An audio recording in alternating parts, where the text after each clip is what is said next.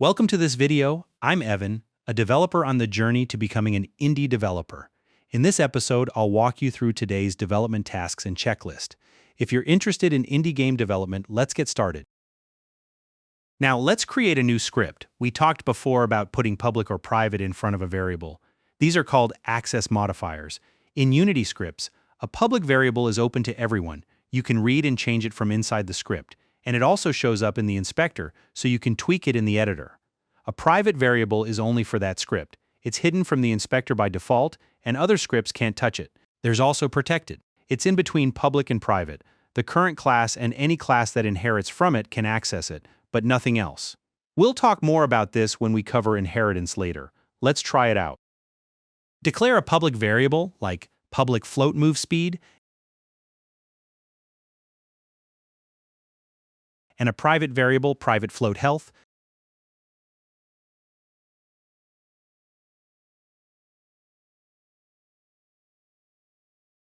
Back in Unity, pick the object with this script.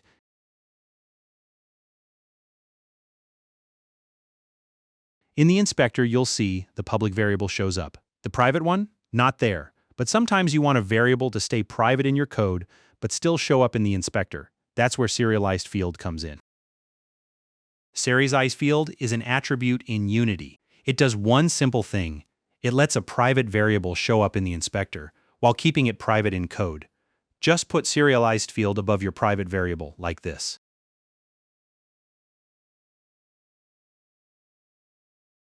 Go back to Unity. The private variable that was hidden, now it's visible in the inspector. You can change it just like a public variable.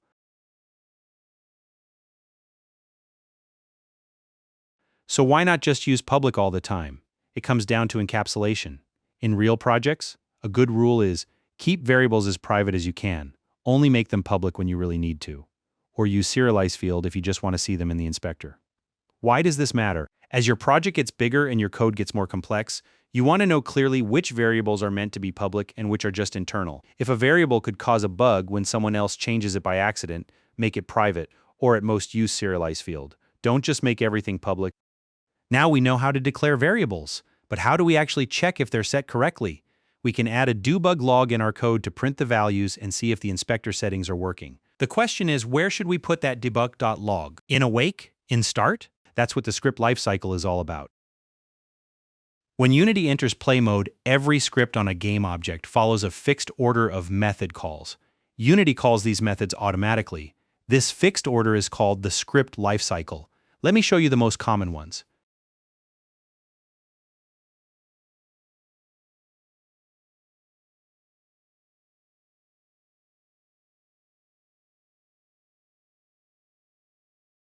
First is awake. When a script is loaded, awake is called first and only once.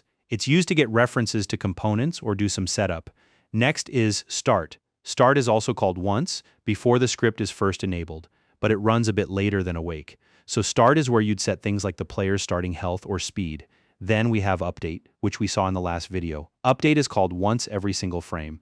At 60 FPS, it runs 60 times per second. So anything that needs to keep running, like checking input, moving a character, updating a timer, goes here. There's also fixed update. The big difference is fixed update runs at a fixed time interval, not affected by frame rate. It's made for physics, like applying forces or moving rigid bodies. If you put physics in update, things can get unstable when the frame rate changes. Fixed update keeps physics smooth and predictable. And there's late update. Late update runs after all update methods have finished. A common use is camera follow. Put it in late update. So the character moves first in update, then the camera follows.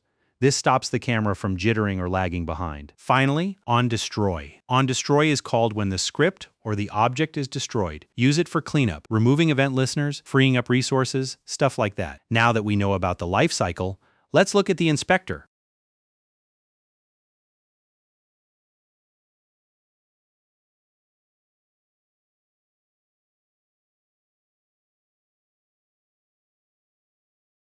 In the inspector, you can change any public variable's value. Try setting move speed from 0 to 5, then click play. You'll see your game now runs with the new value. No code changes needed, so what's the benefit? You can tweak game settings without changing or recompiling your code. Say you're testing movement speed and it feels off, too fast or too slow. Instead of going back to your code editor, you just change the number in the inspector and see the result right away. This makes testing and tweaking super fast. You can adjust things while the game is running and watch what happens in real time. So far, we've been working in edit mode, but what is Unity's play mode really about? What actually happens when you click that play button? In the Unity editor, look at the top center. You'll see 3 buttons: the play button, the pause button, and the step button.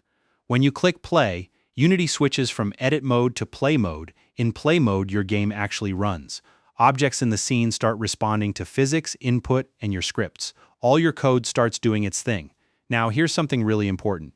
Any changes you make in play mode will be lost when you stop it. Unity puts everything back to how it was before. This is a classic beginner trap. You tweak some values in play mode, everything looks great. Then you stop, and it's all gone. Just like this.